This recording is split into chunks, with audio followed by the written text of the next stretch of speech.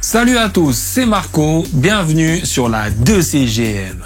On s'intéresse aujourd'hui au sandwich norvégienne qui, comme son nom l'indique, nous vient tout droit du Sénégal. Énorme classique des fast-food locaux, je vous montre comment le préparer à la maison de A à Z.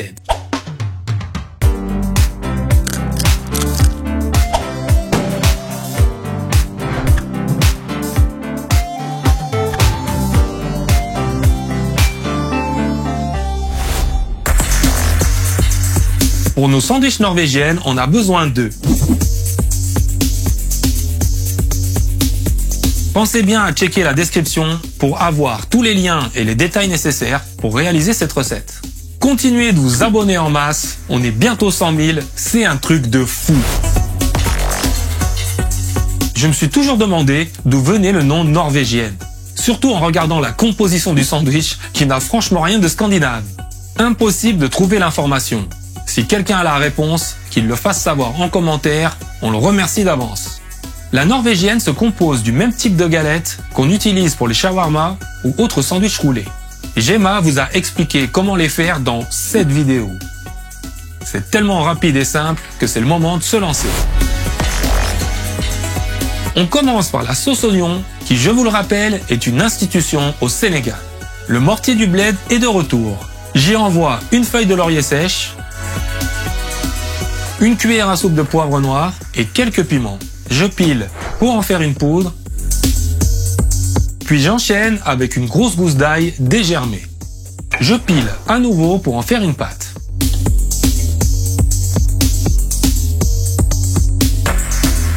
Je l'ai faite en mode ultra basique, mais n'en déplaise à certains, j'aurais pu ajouter un soupçon de cumin ou de clou de girofle pour ajouter encore plus de goût. Je hache 2 gros oignons en morceaux moyens. Pas la peine d'être super précis sur la découpe, de toute façon, ça va compoter.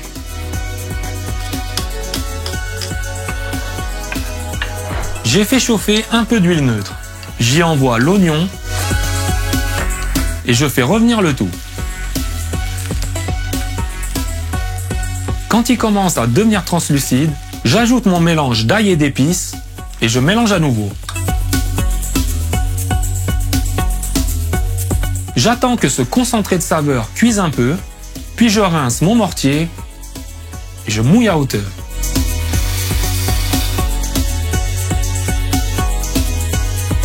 Je n'oublie pas de saler et de mettre 2 cuillères à soupe de vinaigre. Je laisse compoter tranquillement. Il y en a qui se demandent comment ça se fait que j'affiche pas toujours de durée précise. C'est tout simplement parce qu'il n'y en a pas.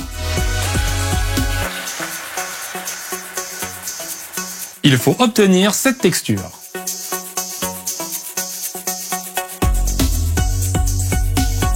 C'est énorme. Rien qu'avec ces odeurs-là, j'ai déjà des souvenirs du Sénégal qui reviennent. On complète cette magnifique sauce oignon avec du ketchup et une mayonnaise qu'on va évidemment faire maison. C'est tellement simple que partir sur de la mayo industrielle n'a aucun sens. Quand on n'a jamais essayé, on pense que c'est un truc de fou. Mais bon, regardez bien. Un jaune d'œuf, une cuillère à soupe de moutarde, une lichette de vinaigre, une pincée de sel. Je mélange bien, puis j'ajoute de l'huile neutre petit à petit et je fouette vigoureusement. Et voilà le résultat, ça tient tout seul, c'est parfait. J'ajoute une gousse d'ail pressée et du poivre du moulin.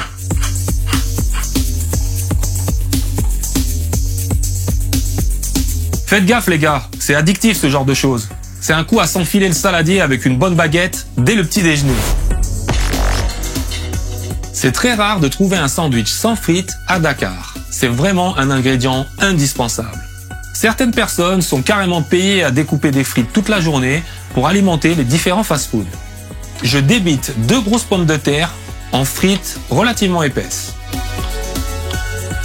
Je vous laisse choisir la taille qui vous plaît. Je les envoie dans un bain d'huile, départ à froid, et je les égoutte sur du papier absorbant quand elles sont bien dorées.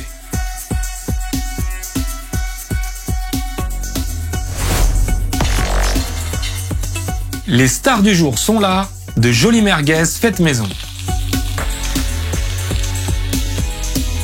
La vidéo explicative s'affiche par ici, pour les curieux qui se demandent comment faire. Je les fais bien cuire à la poêle de tous les côtés.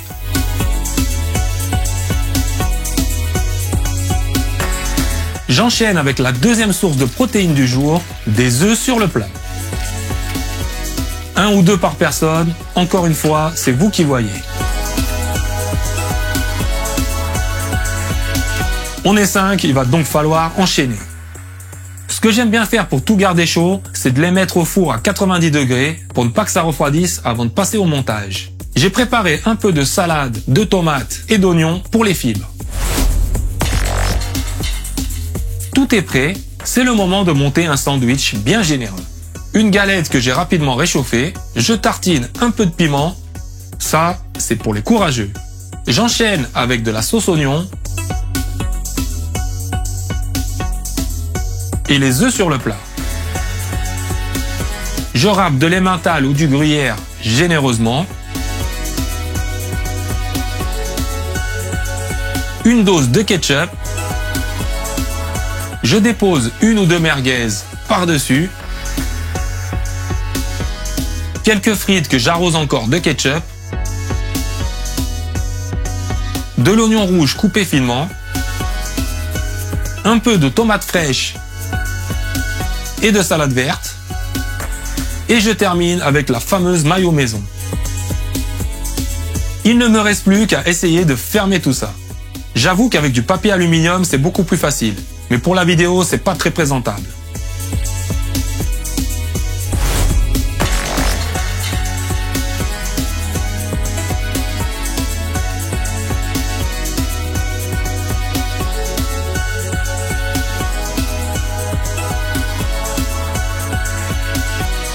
Je vous ai fait une double norvégienne de luxe. Franchement, elle est énorme.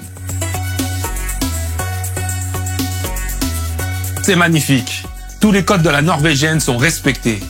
Je me transporte direct en 2010 à Dakar, au bord de la corniche avec Gemma, à nos débuts. Une grosse dédicace au restaurant Les Marmitons de Dieupel, qui nous a régalé avec ses norvégiennes. J'espère que vous existez encore. D'ailleurs, si vous êtes né après cette date, ou si vous êtes amnésique, pas la peine de commencer à venir me dire qu'on prépare pas les norvégiennes comme ça, que blabla, que blabla.